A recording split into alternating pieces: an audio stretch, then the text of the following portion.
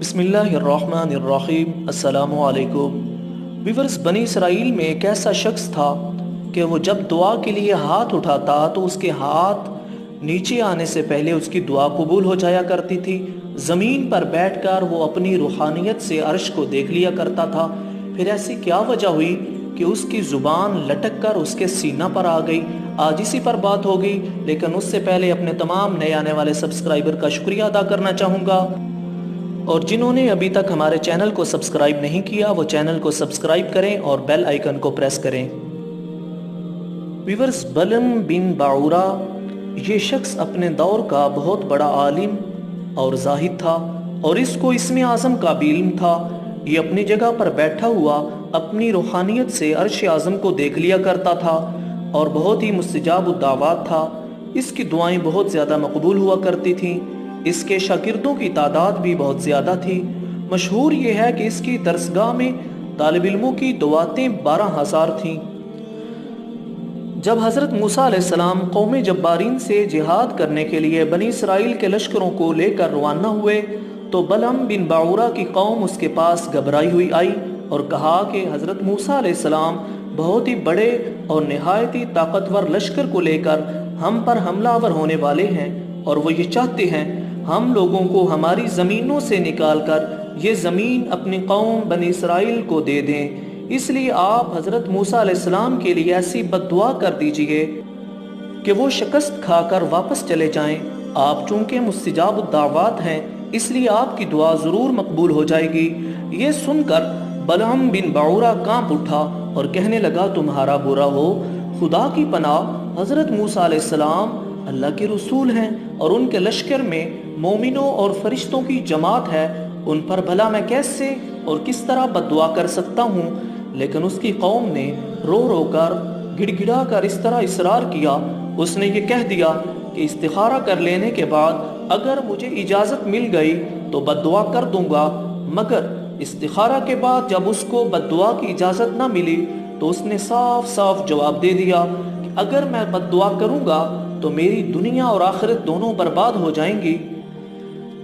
اس کے بعد اس کی قوم نے بہت سے گراں قدر تحائف جوہرات اس کی خدمت میں پیش کر کے جب بے پناہ اصرار کیا، یہاں تک کہ بلعم بن باعورہ حرص اور لالچ کے بھوت میں سوار ہو گیا اور وہ مال کے جال میں پھنس گیا اور اپنی گدی پر سوار ہو کر بد دعا کے لیے چل پڑا۔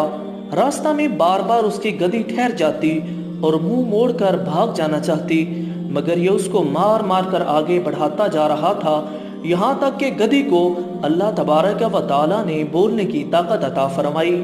اس نے کہا کہ افسوس اے بلعم بن باعورہ، تو کہاں اور کدھر جا رہا ہے؟ دیکھ، میرے آگے فرشتے ہیں جو میرا راستہ روکتے اور میرا منہ موڑ کر مجھے پیچھے دھکیل رہے ہیں۔ اے بلعم، تیرا برا ہو، کیا تو اللہ کے نبی اور مومنین کی جماعت پر بد دعا کرے گا؟ گدی کی تقریر سن کر بھی بلعم بن باعورہ واپس نہیں ہوا، یہاں تک کہ حسبان نامی پہاڑ پر چڑھ گیا اور بلندی سے حضرت موسیٰ علیہ السلام کے لشکروں کو بغور دیکھا، اور مال اور دولت کے لالچ میں اس نے بد دعا شروع کر دی۔ لیکن خدا کی شان کہ وہ حضرت موسیٰ علیہ السلام کے لیے بد دعا کرتا تھا، مگر اس کی زبان پر اس کی قوم کے لیے بد دعا جاری تھی۔ یہ دیکھ کر کئی مرتبہ اس کی قوم نے اس کو ٹوکا، اے بلعم، تو الٹی بد دعا کر رہا ہے۔ اس نے کہا کہ اے میری قوم، میں کیا کروں؟ میں بولتا کچھ ہوں اور میری زبان سے کچھ اور ہی نکلتا ہے۔ پھر اچانک اس پر غضب الہی نازل ہو گیا کہ ناگہاں اس کی زبان لٹک کر اس کے سینہ پر آ گئی۔ اس وقت بلعم بن باعورہ نے اپنی قوم سے رو کر کہا کہ افسوس، میری دنیا اور آخرت دونوں برباد ہو گئیں، میرا ایمان جاتا رہا اور اب میری کوئی دعا قبول نہیں ہو سکتی۔ یوں بلعم بن باعورہ پہاڑ سے اتر کر اللہ تبارک و تعالیٰ کی رحمت سے محروم ہو گیا اور اس کی بارگاہ سے مردود ہو گیا۔ آخری دم تک اس کی زبان اس کے سینہ پر لٹکتی رہی اور وہ بے ایمان ہو کر مر گیا۔ اور اس واقعہ کو قرآن کریم نے اپنے الفاظ میں بیان کیا ہے، فَمَثَلُهُ كَمَثَلِ الْكَلْبِ، کہ اس کا حال کتے کی طرح ہے، اس کی مثال کتے کی طرح ہے۔ تو اس کی مثال بھی شیطان سے ملتی جلتی ہے کہ اس نے بھی ایک نبی کی توہین کی اور مردود ہو گیا، اس نے بھی ایک نبی کے خلاف ہاتھ اٹھائے تو مردود ہو گیا۔ تو اس بات سے پتہ چلا کہ کبھی بھی لالچ اور تکبر میں نہیں آنا چاہیے، اور کبھی بھی اللہ کے مقرب بندوں کے خلاف زبان نہیں کھولنی چاہیے۔ اللہ تبارک و تعالی عمل کی توفیق عطا فرمائے۔ السلام علیکم۔